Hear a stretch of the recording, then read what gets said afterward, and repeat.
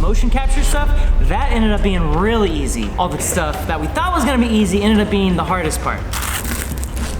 Good ideas take a lot of work.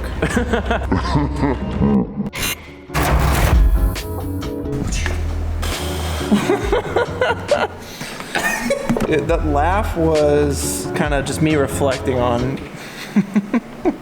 Look guys, myself and Wren are currently working on the most difficult, challenging, most technically involved shot that Corridor Digital has ever seen. I mean, confirm it with Sam, confirm it with Nico. I absolutely confirm, and I take 100% of the responsibility for all the pain that you feel. We're working on the hardest shot that Corridor Digital has ever seen. Not only is there one, there's 6 of these shots. Would you say this is someone's fault? Will you blame me for this? Because I'm trying to figure out if I should feel bad or not. I blame nobody. Okay. I blame nobody. I blame the good idea being so good that we just had to do it. Good ideas take a lot of work. You guys have seen those Boston Dynamics videos where there's like that mechanical dog walking and then there's this random dude who just kicks it, but it catches its balance. I've always wanted to do some sort of video around this concept, these humanoid robots that are just getting kicked by scientists and whatnot. And we got this motion capture suit from Xsens, and then all of a sudden, bam, the idea hit. Do a Boston Dynamics video with the Xsens suit about scientists trying to test the robots, but also kick them and beat them with hockey sticks. All sorts of inconveniences that eventually result in the robot turning on the scientists in some goofy way. Actually, the hard part's over. Now we're at the easy part where we're just doing a quickie old background paint out. Wrong. The motion capture stuff, that ended up being really easy. All the clean play stuff that we thought was gonna be easy ended up being the hardest part. To rewind all of this a little bit, let's explain what it is we're doing. Have you ever seen the movie Chappie by Niall Blomkamp? Pretty good movie. Niall Blomkamp? Chappie. The way they approached making that movie was basically have Charlize Carplothy. He wore the Xsens suit, the exact same suit that we borrowed and made the Transformers video with. They basically just had him acting out the scene as the robot Chappie. So it's actually the real actor, Sharlto Copley, in every single shot of the movie. And then what they do is in post, they basically just erase him from the shot and composite in the motion captured robot. The advantage to doing that is it gives the other real actors in the scene someone to react off of. That gives a more honest performance from the actors, and it makes it so good.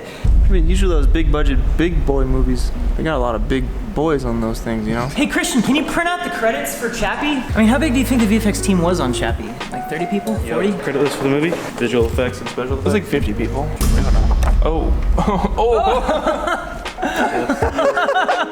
It's the entire team, not including animators, but I figured this would be enough for what you guys wanted, so. Wait, not including animators? There you go.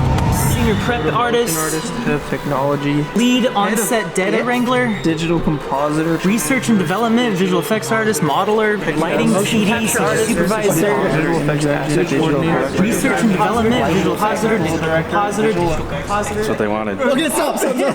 If we can just split up these jobs between, so circle all the jobs that you think you can handle for this. I'm gonna take pages 2 through 5 here. Look, I'll go from here. We'll just draw a line through the sand. What are you doing? This is not a time to goof around, dude. Look at all this work we have. Look at all this work. All right, so why did we go through that whole little exercise other than to point out the fact that we're basically doing hundreds of people's worth of jobs between the two of us? Obviously, Chappie has hundreds of VFX shots and they just need lots of people working on it in order to do everything. In the time allotted, yes. But the other thing is that each one of those people are specialized.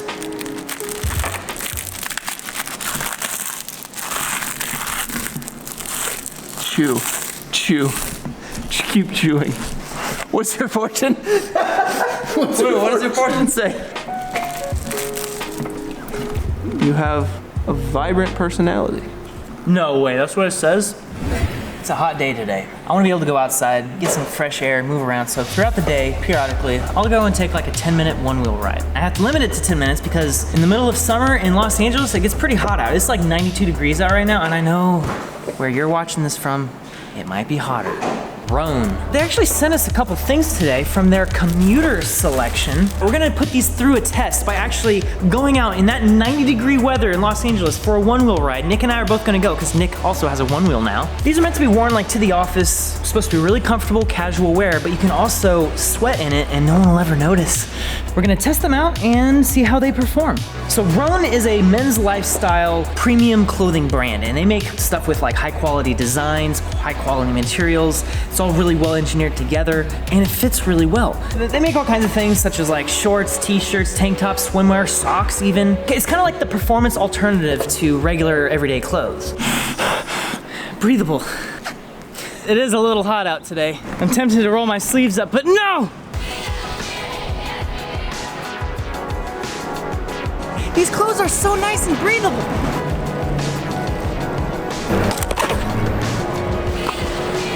Dude, can we just take a moment to appreciate that Nick is filming on a one-wheel right now? Check this out. I'm doing it!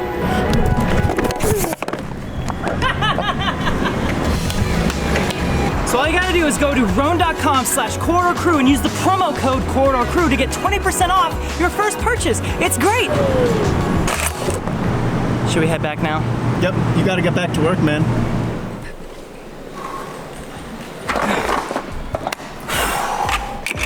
You don't even have pit stains. Where's your pits? Dude, oh my God, you're right. I'm gonna straight up say I recommend these shirts. I think they're great. All right, so in the world of visual effects, there are literally dozens, if not hundreds of individual steps to take you from I have an idea to basically delivering something that's finished. I wanted to break it down step by step without going into too much technical detail that'll make you just snore your eyelids off your face. Now, obviously, before we can actually proceed with making this video, we need a 3D model of a robot that can be rigged to our motion capture suit, and that's where Clint comes in. Take it away, Clint. What's up, guys? We don't have time to build a robot, so we downloaded a robot and it looks like this. Just a gray old robot. First off, we have to match the colors of the real Boston Dynamics robot to this CG robot. What I'm looking at here is how reflective is this chest plate? Same for the rubber. I'm looking at these reference images and translating it to Cinema 4D. Once I've textured Atlas and I got all my colors in the right place, I got all my rubber, my metal, my chrome, my plastic. We got carbon fiber thighs. That is the strongest material. Super strong, and it is destructible. Carbon fiber is indestructible, Wren. How many times do I have to How tell are you? we going back to— Anyway, I gotta weather the robot. It looks too clean. My Wacom tablet, there's scratches all over the top of this thing, right? You can see it's weathered. It's not perfectly clean, it's not out of the box. Just like this robot. I wanna make this thing look dirty because this thing has been abused. Dirt texture on it. It's got, you can see the fingerprints here, scrapes, some scraps, all that good stuff. The last thing I need to do before I kick it back to Wren, separate all of the limbs. I have to move the anchor point of those pieces right in the center of the joint so that when the elbow bends, the elbow is bending from somewhere in here. The 3D robot will move exactly as my body moved, driven by the motion capture data. Now that we have our robot ready to go, we can connect it to our motion capture data in our actual scene. All right, our loading dock here to the building is where we filmed this whole video, and in order to make the motion capture suit actually work, you have to have it in the correct space in 3D. The entire idea here is that we're trying to recreate exactly what our set was in real life digitally, so that way we can actually place the camera exactly where it was in real life, and also Clint's motion capture data exactly where it was in real life. So now that we have a digital set and we have our tracked camera and a synchronized robot, the shot is essentially ready to render, except that we don't have any lighting yet, and that's where the HDRI comes in. So using an Insta360 camera, I was able to take several different 360 photos at different exposures, and I merged them together in Photoshop to make one high dynamic range image. And why is that important? Well, it allows me to basically take the real lighting of the scene to influence the 3D model, and it looks pretty good. Once the lighting is set, we can now render the shot. This is where people commonly refer to render times, because this is where it starts taking a lot of time. All that 3D stuff is the fun part. Now comes the compositing, which can be considerably less fun sometimes, especially on a project like this. It's the compositing that's been taking so much of our energy. So the first step is to erase Clint from the shot. You have to create what's called a clean plate. Now, clean plates are incredibly easy to do if you don't have a moving camera. If your camera is moving around on a tripod, it's a little bit more challenging, but not super hard. It's essentially like a jigsaw puzzle of different freeze frames of different empty images. So this is what that looks like. Clint's been removed from the shot, but so have I, and so has Jake. We're all just completely gone from the shot. So the trick here is to now bring us back. So now we're at a point where Clint's been removed from the shot and everything that needs to remain in the scene has been put back in. That brings up one very important challenge that this video has taught us. Never put anything, absolutely nothing, behind Clint, because Clint and the robot are not the same size. And because the proportions don't match up exactly, we have to remove Clint. But the problem is that anytime anything is occluded by Clint, we have to now recreate that. Check out this part right here. So I'm stepping here and Clint's foot, you can see, is directly in front of my leg here. How do you paint out a moving leg? The answer is you don't. You recreate it from scratch using different bits of the leg from other moments in the shot. That's an actual composition of multiple different parts of my feet. So now this is the final shot.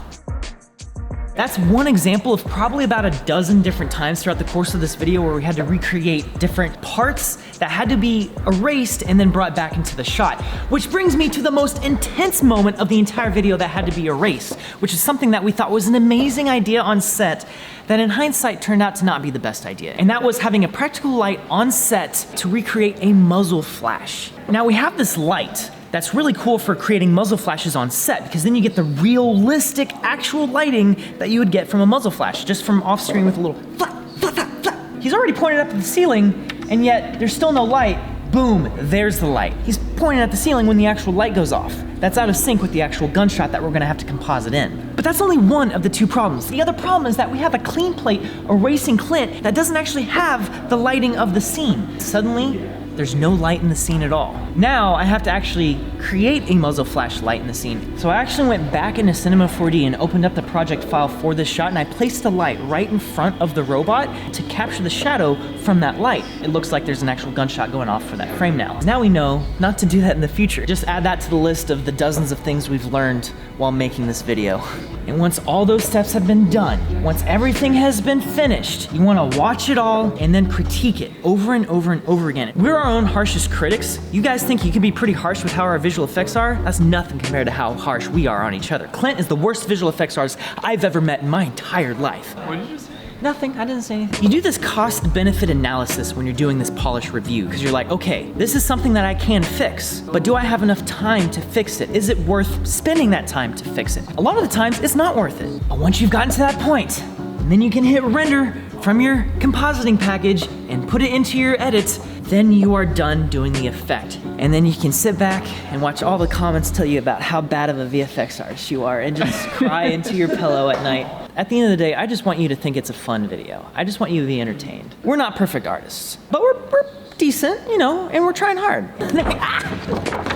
Assuming everything went right, the video is out right now, and you can actually click the link in the description. There's probably some sort of end card at the end of the video you're watching right now, and it's gonna autoplay right into that. So just stick around to the end and keep watching to watch this Boston Dynamics video that we've made.